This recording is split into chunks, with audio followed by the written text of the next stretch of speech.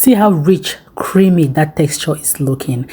This milk puff puff, trust me guys, it has a perfect texture. We do not do bland puff puff over here. It is rich, milky, melts in your mouth. It's just the perfect upgrade you didn't know you needed.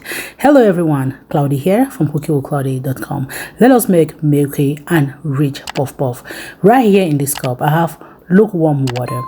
I'll just start by adding in some yeast. I am using instant yeast here. I'll just go ahead, add the yeast and whisk. If you are using active dry yeast, you definitely want to let it rest for 5 minutes for it to proof. Okay, I'll just set that aside. In a bowl, I'll start by adding in half cup of evaporated milk. If you want to use your regular liquid milk, you can go ahead, but it's not as thick and rich like the evaporated milk, so I'll really insist on the evaporated milk. Okay, so for our next ingredients to follow, I will be using powdered milk. 2 tablespoons is going to go for the recipe for today. To sweeten, I will be using sugar. You can as well use brown sugar for that caramel flavor, nutmeg for flavor, and I have some vanilla bean paste. You can skip the vanilla flavor, or you can use just nutmeg. It doesn't really matter. Any flavor you want to use, that's perfect. But me, sometimes I just love that you know, to be extra. Now bring in the yeast mix and 2 cups of all-purpose flour.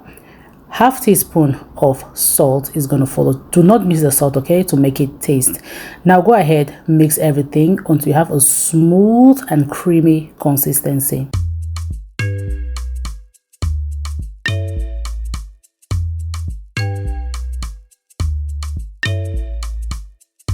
Cooking with Claudy, cooking with Claudy, easy simple recipe.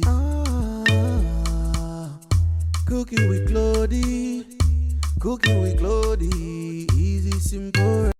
Cover and let it rest in a humid area or warm area for about 1 hour 30 minutes undisturbed. Do not disturb the proofing process. This is very, very important.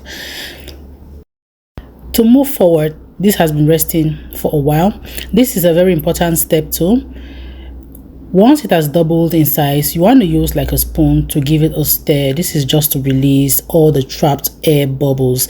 You have to always do this like all the time to avoid a scenario or case where you're frying your puff puff and it is very, very airy inside. So to avoid that airy puff puff in the middle, now release all the trapped air bubbles. Okay, at this point, go ahead, heat up your oil over medium heat. I usually test if the oil is ready with just like a little butter, and when it floats, then my oil is well heated.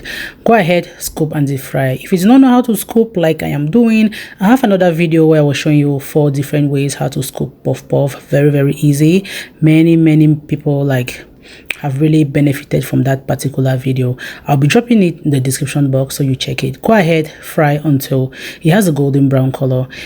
You want to keep adjusting the heat as you fry because you want to avoid a case where it's going to be burnt and it's uncooked in the middle. This is the perfect color for it. Remove and place on an absorbent paper so that some of the extra oil can drain off, just like this.